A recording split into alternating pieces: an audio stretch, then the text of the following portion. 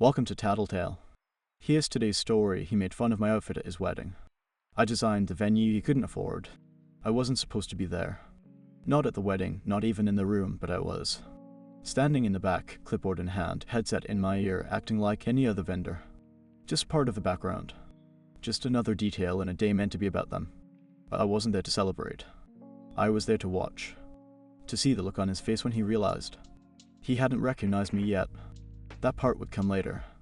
Right now, he was busy posing in his custom suit, all teeth and charm, playing the perfect groom while the photographer directed fake candid shots on the marble staircase I chose. It was a beautiful venue. Sunlight hitting the edge glass just right, hardwood floors polished to a mirror sheen, floral arch custom grown for the season. People called it a hidden gem. But it wasn't hidden to me. I designed it. Every inch. Every corner. And he had no idea that the place he picked to celebrate forever with someone else was built by the woman he once said looked like a before photo. He said it with a laugh, like it was clever, like I wasn't supposed to remember.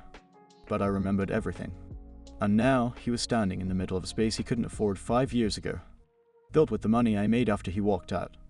This was never about getting even. This was about reminding him you don't get to mock the foundation, and then celebrate on the finished floors. He hadn't seen me yet. I stayed behind the scenes, head crackling with vendor chatter, answering logistics questions like any other coordinator. That was the trick I didn't do in the spotlight. I designed the room it shined in. The real event was happening in silence. Every guest that gasped at the chandeliers. I picked them. Every photo they snapped by the ivy wall. I mapped that lighting path by hand. Every word comment about the fusion of vintage charm and modern elegance. That was me. But he didn't know that. Not yet. He stood near the head table, arm around his new bride, talking to guests like he'd just climbed Everest. His laugh was the same polished, hollow, a little too loud when he wanted to feel bigger.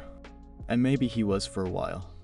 Back then, he had a marketing job and a list of rules for what his partner should look like. No loud colors. No thrift store pieces. Definitely no boots that made a statement. He said I looked like a side character. That I dressed conceptually. I didn't argue. I just left. And started building something with all that silence. Took freelance staging jobs. Saved everything. Sketched venues on napkins during overnight shifts. Studied flow, texture, shape. Then one day I pitched a renovation idea to a retiring architect who owned a rundown event hall on the edge of the city. He handed me the keys 6 months later. Said, "You've got eyes, use them." I did. I turned that space into a dream. The kind of dream people couldn't afford when they met me. But suddenly needed when they were trying to impress. Like him.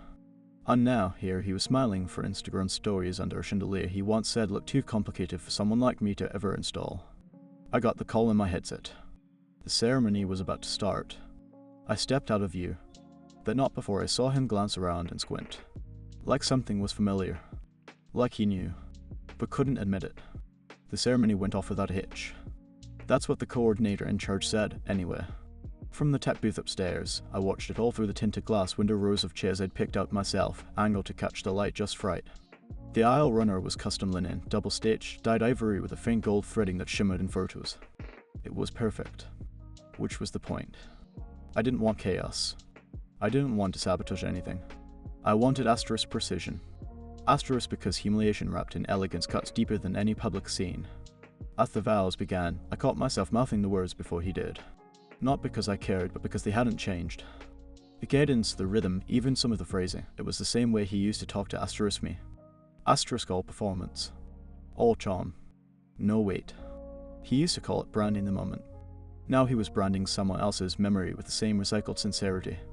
I leaned back in my chair and let it happen. After the kiss, the guests cheered. Music swelled. Flashbulbs lit up. And I flipped open my notebook, already checking off the next steps for the reception.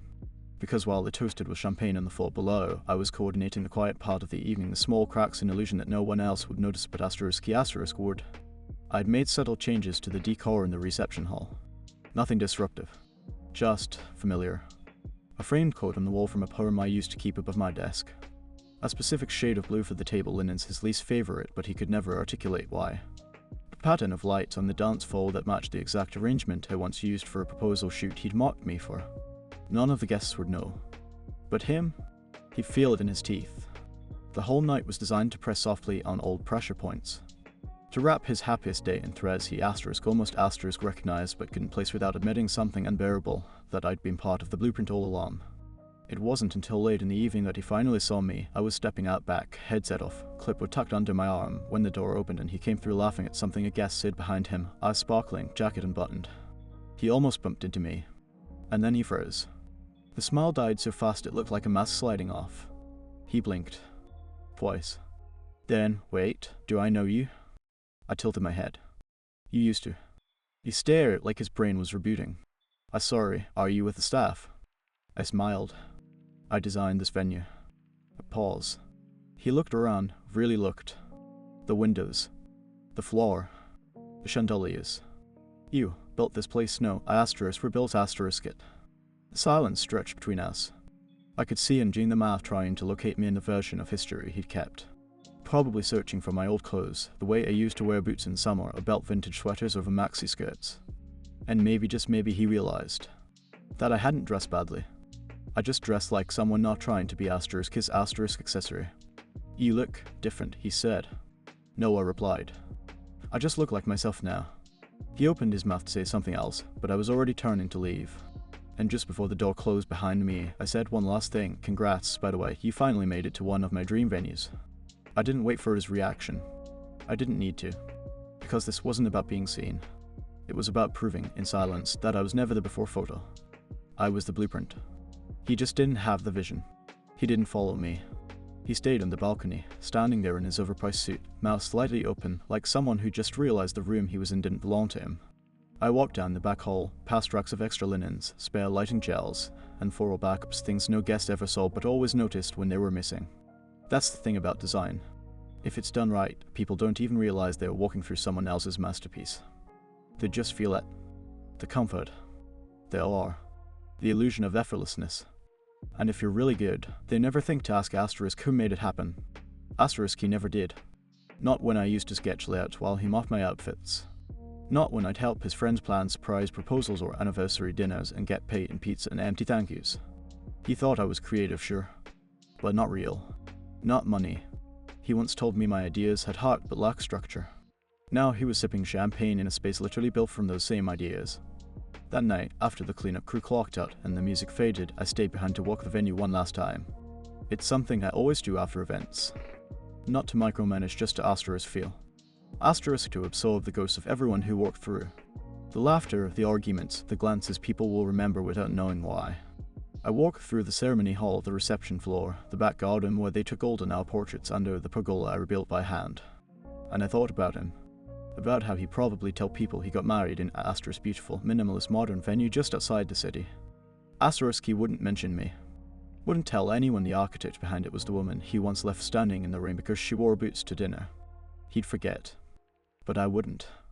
Because I remembered everything.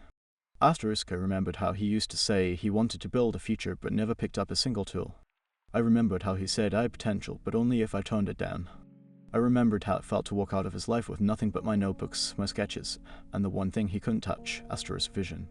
And that vision built something permanent. He can keep his photos. He can keep his bride, his guests, his forgettable vows. But every time someone gasps at the light through those etched glass windows, they're gasping at me. Every time a new couple chooses that venue for the start of their forever. They are standing inside the proof that he was wrong.